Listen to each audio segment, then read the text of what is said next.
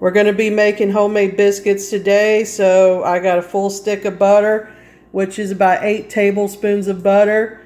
We're going to have 1 tablespoon of baking powder, 1 teaspoon of salt, 2 cups of all-purpose flour, 1 teaspoon of sugar, and around 3/4 cup of a milk, more or less, depending on how much that you need. You might need more, you might need less.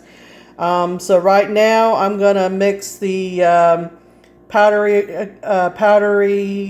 ingredients in the bowl first. So I mixed up the powdery ingredients here. Just want to tell you the baking powder is used to actually help the biscuits rise. So if you want to eliminate the baking powder, you can always get self-rising flour, and that way you can eliminate the process of baking powder. So, but I like to keep all-purpose flour and just use baking powder when needed. So now I'm going to be breaking pieces of the butter into the mixture, and then we'll add the milk. So I just broke up a whole stick or 8 tablespoons of butter, broke into pieces to put in the mixture here, as you can see. So I put some milk in here. I didn't put all of my milk in there. I'm about to stir it up and then work it with my hands a little bit. You don't want to overwork it, and see how it combines. And we could either we could actually add more milk if needed. I just want to tell you in this step here, if you want to, if you could actually add cheese right here, shredded cheese, and onion powder, garlic powder. If you want to kind of make it like Red Lobster biscuits, like the cheesy biscuits that are so good. Another thing that could be good in here is if you have some real bacon pieces, and you can dump some bacon pieces in this, and that can make it really good as well. So I put some flour on my cupboard here, and so I'll put the mixture on here, and we'll add flour if needed, which will probably will need flour added to it, and work it up a little bit. Now I'm going to be kneading the flour here. So before this, I actually added a little bit more milk to get all the mixture. So and then after I put it in a ball, I actually added some more flour to it. So now I'm just going to knead it. You don't want to overwork it. And the best way to do is to fold it left and right and sideways and stuff like that. And then you can flatten it out here on the cupboard. Okay, so here, this depends on how big and thick you want your biscuits. So if you want them bigger and thicker, you're not going to have as many biscuits. So you can just determine what thickness and how big you want your biscuits right here. So what my mom taught me to do was to use the end of a cup. You could use a small cup or a big cup to determine the size of your biscuit here. So let's say I want to use my measuring cup here, like right here. And then basically what I do is just press down like this. And then you got a biscuit here. So you might want to put a little flour on the edges here, because if you don't, it might stick. I actually just experienced that. And so then you just pull it out right here. You just pull it out, and then you'll, see right there, just break it off like that. And then you're going to just put it on your biscuit pan, and make sure you spray the bottom of your biscuit pan. And then once you do all the cuts right here, then you just wad it back up and flatten out whatever's left over and do another cut. And then if you can't do that anymore, then you can just roll it into a ball and flatten it and then put it on the pan. Okay, so I went ahead and cut up all the biscuits. The one on the end here is what I had left, and I just rolled it up kind of and flattened it out. That's why I don't look perfect really. But I wanted to tell you that I added whole milk to this mixture. You can actually replace that with buttermilk to give it more of a buttery flavor. Well, buttermilk flavor, I should say. So now what I'm going to do is I'm going to put this in the oven on 425 between 12 and 15 minutes until the top is a little bit brown. So that's how I'm going to be cooking them. So, and I got 8 of them because I wanted bigger biscuits. So if you want smaller ones, you can have more biscuits. To make the bacon, egg, and cheese biscuits, I'm going to put my bacon in this bacon tray that's going to go straight in the microwave. So you have to eyeball it when you cook it in the microwave. The more bacon you have on this tray, the longer it's going to take to cook it. And some people like theirs a little done and crispy, and some people don't. So it all depends on how you like your bacon. But it drains the grease right in here, and you can use that grease for other things if you like for example, if you want to do gravy. But an 8-year-old girl invented this little gadget here, and so I've had this thing for years. And I just don't cook bacon any other way anymore because it's just simple. Because if I cook bacon in a pan, grease is going to just pop all over my face, and you can easily get burned. And it actually tastes really good to cook bacon this way. So this is the way I like to do it. Okay, so I got my bacon here on the tray, so I'm about to put it in the microwave. I'm going to start it out probably about 2 minutes, and I probably have to put it on a little bit longer than that, but you have to eyeball it. And then once it gets done, I'm just going to, put a paper towel on a plate and let the rest of the grease drain. But this captures a lot of the grease right here. So much healthier for you to do it this way. Okay, so these 4 pieces of bacon are done. You can see all that grease down there.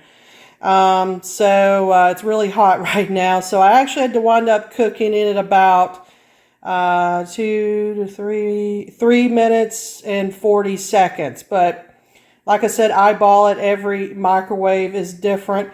And another way you can actually get the grease out of the bacon, which I do this on top of letting it drain on a paper towel on a plate, is to get a paper towel, a couple pieces, and squeeze the bacon and squeeze the grease out of it, whatever's left over. A friend of mine taught me to do that to kind of help on cholesterol and stuff like that. And it really works, but just be careful and try not to burn yourself when you do that. After I did that, squeeze the bacon in the paper towel, you can still see a lot of grease in there. So it actually works. So, but yeah, I used 3 sheets of paper towel and folded them up and squeezed the grease. And then this is what my 4 pieces of bacon look like. So my biscuits are done here. It took about 15 minutes on 425. I don't like to overcook biscuits because, I'm scared I might, get it too brown on the bottom. So this is the way I like mine. If you want them a little browner, you could actually cook them a little bit longer, like put them on broil for like a minute or something, and to get it a little brown on the top if you want. But I wouldn't do it that long because you don't want burnt biscuits. It stinks too. So you can actually spray some butter on top of these biscuits if you want. Flavor them. You can, put some garlic powder or onion powder on it, if you want to make it more like a Red Lobster biscuit. But yeah, this is the way it looks. And like I said, you can make less biscuits and make them bigger and thicker, or make them smaller and have more biscuits. We're going to make some scrambled eggs here. So I've got some butter in the pan, and I let it melt and then spread it in the pan here. And my mom, when she used to make scrambled eggs, she made them really good, but she did an extra step that was, to me, just very unnecessary. She used to have a separate bowl and scramble her eggs with salt and pepper and a little bit of milk in a separate bowl and then put it in the pan. Well, somebody taught me to work smarter, not harder. So I would say eliminate washing an extra bowl and just kind of scramble it in this pan, So I'm going to put 3 eggs. You can put however many you want. And I'm going to put some salt and pepper on them. And I'll put a little bit of milk, and I'm just going to scramble it up with a fork and just start cooking it. So I got the eggs in here with the salt and pepper. Now I'm just going to add a little bit of milk. So we added the milk, and now I'm just going to scramble it up with a fork. This is what it should look like after you're done scrambling. So now I'm just going to turn the stove on and start cooking it. Anytime you put a top on anything, it's going to cook quicker. This is how I make my eggs, like omelets, or when I do fried eggs or anything like that. I put a top on it for a little bit and just keep an eye on it because you don't want to overcook it. So I've got all this grease from the bacon. Make sure you never ever put it down a drain. I did that one time when I was a kid, and I thought my dad was going to really kill me because it actually stopped up the drain, and I can't remember if he hired a plumber to fix it or what, but yeah, I got in trouble for that, and I learned my lesson not to ever do it again. So what you can do is just use this grease for a lot of different things. Like I said, you can use it for gravy if you want, or other things, or I keep like a jar, and I put my leftover grease in that, and then once it gets full, you know, I just throw it away usually. But yeah, you can reuse this grease for other things. Just do not, I repeat, do not put it in the drain in your sink. As you can see, it's getting firm now for the eggs. So I'm just going to flip it over a few times until it's not running anymore, and then I'm just going to break it up into pieces with the end of my spatula. The scrambled eggs are done, and you can see that I chopped it up with the end of my spatula. So I sliced my biscuit with a knife in the middle. So now I'm putting the bacon on. This is for a bacon, egg, and cheese biscuit. I put the egg on the other side of the biscuit. Now I need to put the cheese. So I put the cheese on the biscuit. So now what you can do if you want to is that you can put the biscuit together, or I should say probably leave it open actually. And you can put it in the microwave for about, I don't know, 15 to 20 seconds if you want your cheese melted on the biscuit. And then you can put it together and eat it. Put it in the microwave for about 15 seconds to melt my cheese. So there you have it, a bacon, egg, and cheese biscuit. And you can make a lot of these in one day and actually wrap them up, or I would actually wrap them up because they can come apart, an aluminum foil or something. And you can actually put them in the refrigerator or the freezer, and you could just grab one and heat it up right before you go to work, and that saves you from having to go to McDonald's or somewhere else to get a biscuit. Really tasty, really good. I wanted to mention, if you don't want to make your own biscuits, you don't have to. You can actually buy the canned biscuits and just follow directions and put them in the oven and do the same thing. It might actually be easier for you. Or you can buy a big bag of biscuits in the frozen section and just lay the biscuits flat out on the pan and heat them up and make them that way. So I could save you a couple extra steps from having to make homemade biscuits.